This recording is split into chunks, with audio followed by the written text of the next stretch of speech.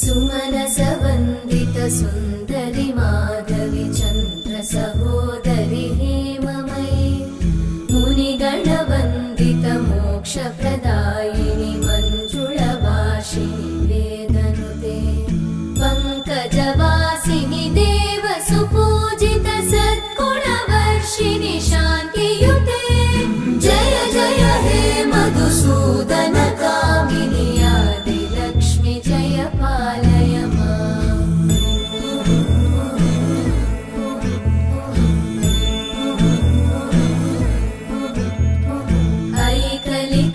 ऐकलिकल्मषनाशिनि कामिनि वै